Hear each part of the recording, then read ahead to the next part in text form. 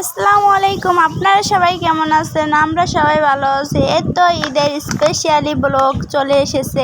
কোরবানি ঈদের ব্লগ সকাল থেকে ব্লগটি শুরু করলাম। আমার ছেলে নুডলস খাইতেছিল, আমি সকালবেলা নুডলস রান্না করছিলাম। আর এই জায়গায় আমার মা সেমাই টেমাই রান্না করতেছিল। এই জায়গায় একটা মিষ্টি কুমড়া ছিল, পচা ছিল। আর এই জায়গায় কলের শাক ছিল, নুডলস ছিল, কাজির ভাত বলে আমাদের এই জায়গায়, সেই ভাতগুলো রান্না করবে, ভর্তা বানাবে। আর এই জায়গায় 2 প্যাকেট সিমাই ছিল 2 পদের। তো এই জায়গায় আমার মা দুধটা গরম করে নিতেছিল সেমাইটা ভিজানোর জন্য। আর আমি এই জায়গায় হালকা পাতলা ভিডিও করতেছিলাম, আর খাইতেছিলাম, মালটা খাইতেছিলাম, আমার ছেলে নুডলস খাইতেছিল। আর রাত্রেবেলা আমার ছেলের বাবা এসেছিলো, সে ঘুমাইতেছিল। তো আমি এখন মিষ্টি কুমড়োটা কাইটটা দেখবো ভালো নাকি, দেখতেই পচা দেখা যাচ্ছিল। আমি মেহেদি হাতে করে নিয়ে দাঁড়ায় আসছিলাম। মিষ্টি কুমড়োটা এখন কাইটটা গরুরে আমি দিয়া একটু মেহেদি দিতেছিলাম নখের ভিতর, কিন্তু আমি অন্য জায়গায় দিব না, মেহেদিটা দেওয়ার মাত্র ল্যাপটায় যাইতেছিল। আর এই জায়গায় মা রান্না বান্না শুরু করে দিচ্ছে সকালবেলা। এই জায়গায় আমার ভাই, আমার হাজব্যান্ড সবার জন্য 3 জনের জন্য নুডলস সেমাই বাইরে নিতেছিলাম। এখন 1 পদ সেমাই রান্না করছে, আর 1 পদ চলে আসছিল। আমি হালকাই তাদের জন্য সেমাই দিয়ে বাইরে দিতেছিলাম, যাতে খায় নামাজ পড়তে অন্তত যাইতে পারে নামাজের আগে। একটু সেমাই মুখে দেওয়া ভালো। তাদের জন্য প্রায় আমার বাড়া হয়ে যাইতেছিল। আর এই জায়গায় আমার ছেলে আমাকে ডিস্টার্ব করতেছিল। আমার ভাই একটু আমাকে ভিডিও করে দিতেছিল, হালকা হালকা ফুটেজ নিতেছিল। আর আমার ছেলে তো এগুলো দেখা লাড়াচাড়ার জন্য পুরো ভিজেছিল। পরে কিন্তু তার বাপে তার জন্য খাইতে পারেন, সে পুরো নুডলসটা উপুত করে মাটিতে ফেলাই দিছিল। সে এই গেঞ্জিগুলো রাত্রেবেলা তার নানা দুটা তার জন্য গেঞ্জি এনেছিল, সেন্টু গেঞ্জি। এই জায়গায় ছিল সে। আমার সাজানো কমপ্লিট হয়ে গেছে। আমার ভাই বলছে নুডলস খাইবো না, সেমাই খাইবো, তাই সেমাই দিলাম। নুডলসটা ডালটা রাইখা দিব, আমি পরে খাইলে খাইব হনি। আর আমার ছেলে সেমাই খাওয়ানোর অনেক কান্না করতেছিল। আর মামা কিছু খাওয়াই দিচ্ছিল, তারপরে বলতেছে বসে বসে আর একটু খাওয়া।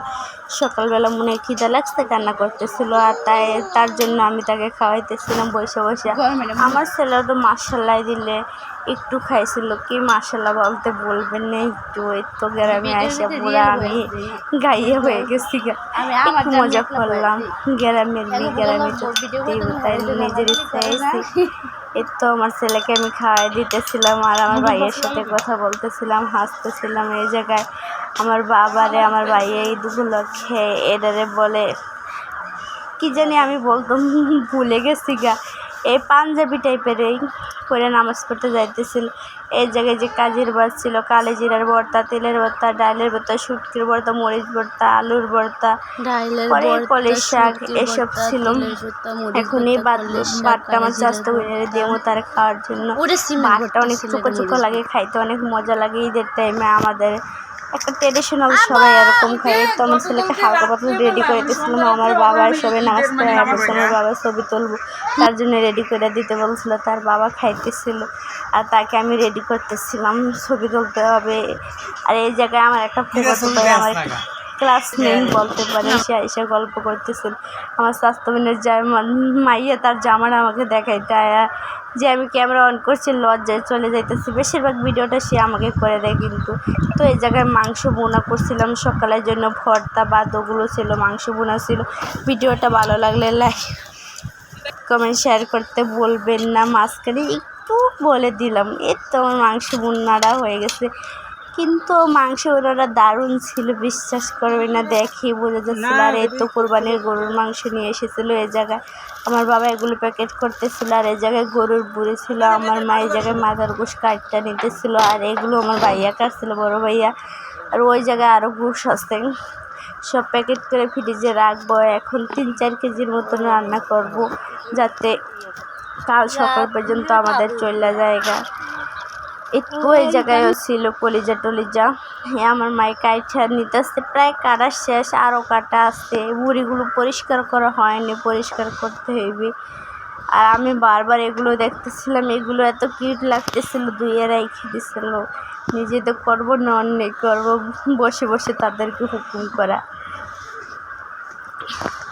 আর এই জায়গায় জামা কাপড়গুলো ধুইতে হবে। আমার শ্বশুর বাড়ি গেছিলাম, আসার পরে জামা কাপড় অনেকগুলো জমে গেছে, তা ধুইতে হবে।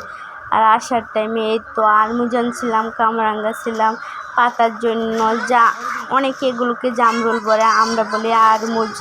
এত জামরুলগুলো অনেক সুন্দর ছিল, কিউট ছিল, আপনাদের সাথে কিছু শেয়ার করতে পারিনি। তো মাংস কষানো হয়ে গেছে, আমার হাজব্যান্ড, আমি, আমার ভাই সবাই খাইতেছিলাম কষানো মাংসটা। দেখি বুঝে যাচ্ছে অনেক ইয়াম্মি। তাকে আমি জিজ্ঞেস করতেছিলাম কেমন হয়েছে, সে বলছে সেই ক্যামেরার সামনে কমফোর্টেবল না সে, তার জন্য তাকে আনি না। তো এই জায়গায় সবাই খাইতেছিলাম। খাওয়া দাওয়া শেষে রান্না বান্না হয়ে গেছে। তারপর মা বলতেছিলেন তোরা খায়া নেই, মায়ের জায়গায় সালাদ কাটতেছিল। আর এই তো গরুর মাংসের কালারটা কিন্তু অনেক সুন্দর ছিল। আমার মায়ের হাতে সব রান্নায় অনেক মজা লাগে, সবার মায়ের হাতেই। তো গরুর মাংসটা অনেক মজা করে রান্না করতে পারে একবারে মা খাইয়া। এরকম কিন্তু আমি পারি না। আমার হাজব্যান্ড বলতেছিল তুমি রান্না যত মজা হয় না, এরকম হয় না, অনেক সুন্দর লাগতেছিল। তো আমার ভাই মোবাইল টিপতেছিল, ওটাই মোবাইল টিপতেছিল, বসে আছে। এই জায়গায় খাওয়া দাওয়া শেষ। আমার আব্বা 7 ছিল।